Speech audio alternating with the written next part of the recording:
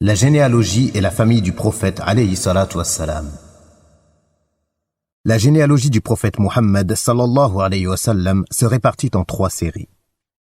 La première, authentifiée par les biographies et les généalogistes, établit que le lignage de Muhammad alayhi salatu wassalam remonte à Adnan.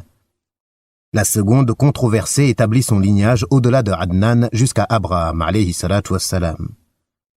La troisième, indubitablement inauthentique, remonte jusqu'à Adam sallallahu alayhi wa sallam.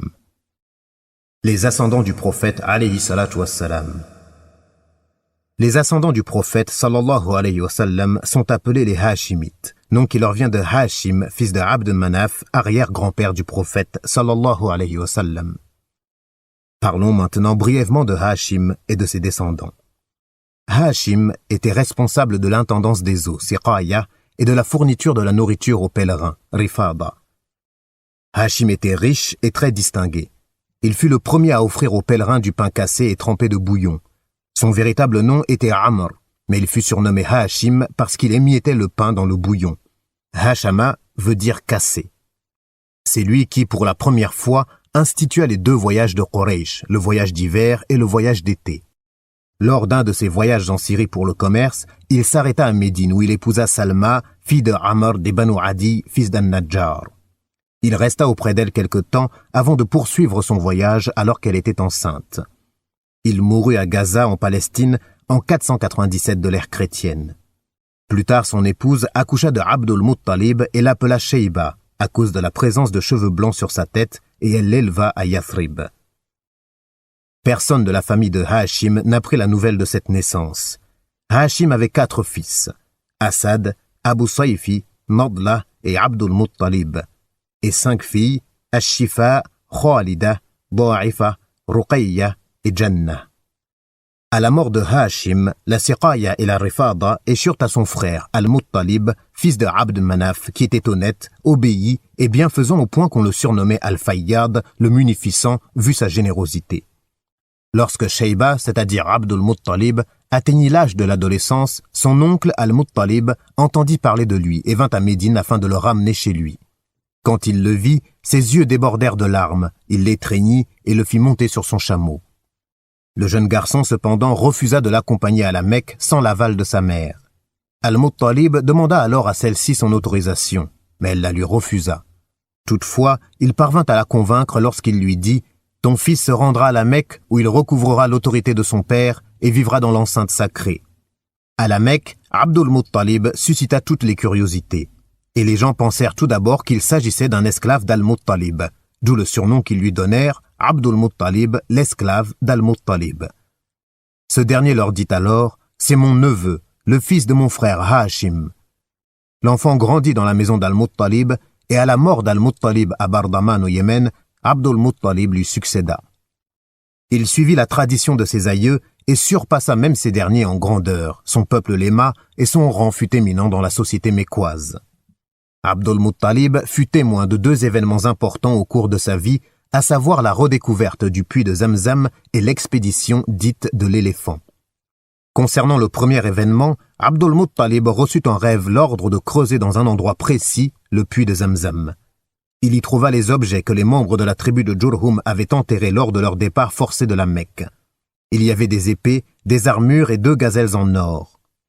Avec les épées, il fit faire une porte pour la Kaaba qu'il revêtit d'or en fondant les 2 gazelles et il assigna l'eau de Zamzam pour désaltérer les pèlerins.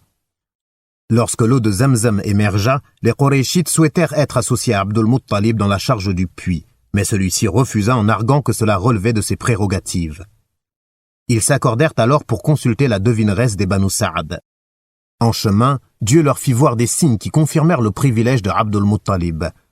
C'est alors que Abdul Muttalib fit le vœu que si Dieu lui donnait 10 fils, il en sacrifierait un pour Dieu à la Kaaba. Le second événement se rapporte à Abraha as-Sabah, qui était alors gouverneur du Yémen. Le Yémen à cette époque était sous la domination du Négus d'Éthiopie. Voyant les Arabes faire le pèlerinage à la Kaaba, il fit construire une grande église à San'a dans le dessein d'en faire le lieu de pèlerinage des Arabes à la place de la Kaaba. Ayant eu écho de ce projet, un homme des Kinana s'y rendit de nuit et la souilla avec des excréments.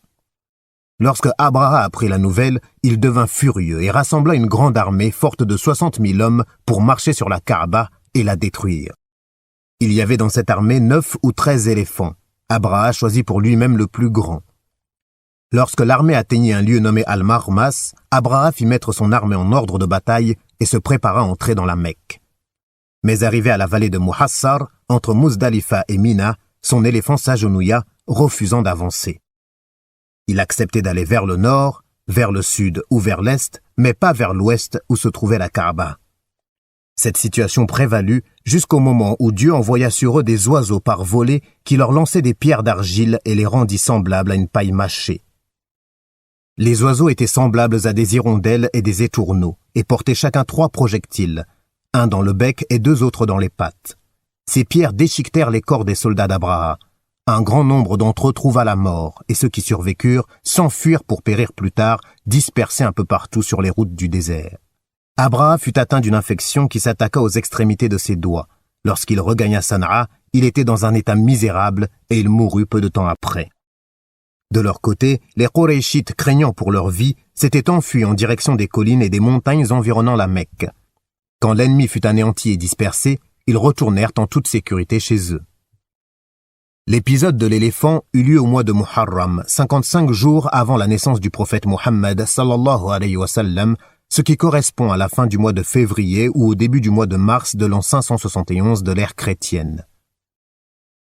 Ce fut un véritable don que Dieu fit au prophète alayhi salatu wassalam et à sa famille. Des siècles avant, Jérusalem, première direction de prière, fut le théâtre de massacres organisés par Nabuchodonosor en 578 avant Jésus-Christ et plus tard en 70 de l'ère chrétienne par les Romains, alors qu'y vivaient des gens soumis à Dieu. La Kaaba, elle, fut épargnée, bien que les assaillants aient été des chrétiens, qui étaient les musulmans d'alors, et que les habitants de la Mecque aient été des associateurs. La nouvelle de cet événement se répandit dans les régions les plus reculées de ce qui constituait alors le monde civilisé.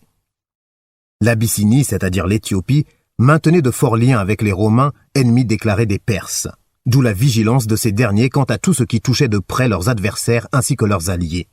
Profitant de la débâcle de l'armée abyssine, les Perses occupèrent le Yémen.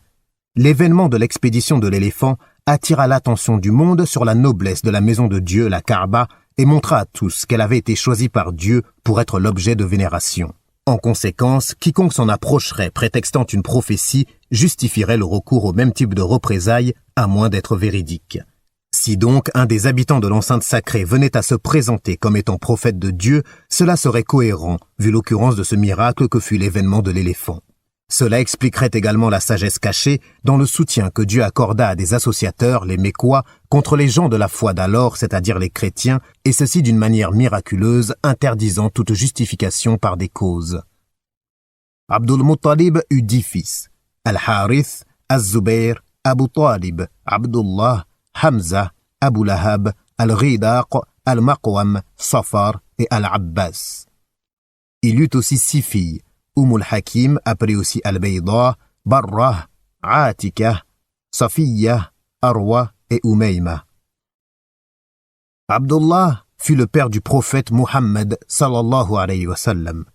Sa mère était Fatima, fille de Amr, fils de A'id, fils de Imran, fils de Makhzoum, fils de Yaqza, fils de Murra. Abdullah était le plus beau, le plus chaste et le préféré de son père. Il fut également le fils qui était destiné à être sacrifié, car lorsque Abdul Muttalib eut 10 fils qui tous arrivèrent à l'âge adulte, il leur révéla son vœu qu'ils acceptèrent d'assumer. Le nom de chaque fils fut inscrit sur une flèche de divination et les flèches furent remises aux gardiens de leur idole Hubal. Le tirage au sort désigna Abdullah. Abdul Muttalib conduisit alors le jeune homme à la Kaaba pour le sacrifier. Les Qurayshites, notamment les oncles maternels de Abdullah, les Makhzoumites, et son frère Abu Talib, l'en empêchèrent. Abdul Muttalib leur demandant comment se délier de son vœu, ils lui suggérèrent de s'en remettre au jugement d'une devineresse. Celle-ci leur enjoignit de placer d'un côté 10 chameaux et de l'autre Abdullah, puis de consulter le sort. Si le sort désignait son enfant, il ajouterait 10 autres chameaux et recommencerait jusqu'à avoir l'agrément de Dieu.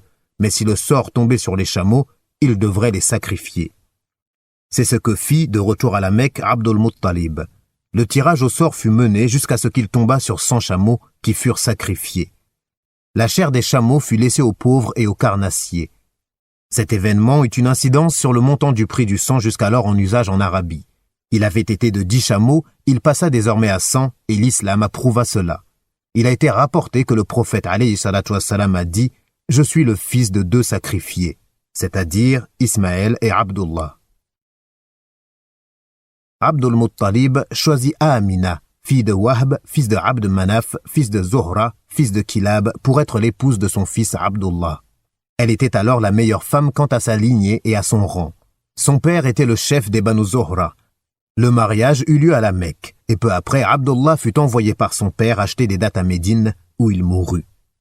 D'après une autre version, Abdullah mourut à Médine alors qu'il revenait de Syrie suite à un voyage de commerce. Il fut enterré dans la demeure d'An-Nabira al-Ja'di. Il avait alors 25 ans. La plupart des historiens s'accordent pour dire que sa mort se produisit 2 mois avant la naissance de Muhammad, alayhi salatu wassalam. D'aucuns ont cependant dit que son décès s'est produit 2 mois après la naissance du prophète sallallahu alayhi wa sallam. Quand Amina apprit la nouvelle de la mort de son mari, elle célébra sa mémoire dans une élégie poignante. Abdullah laissa très peu de biens derrière lui. 5 chameaux, un troupeau de moutons et une esclave dénommée Baraka et surnommée Ayman, qui allait devenir la nourrice du prophète alayhi salatu wassalam.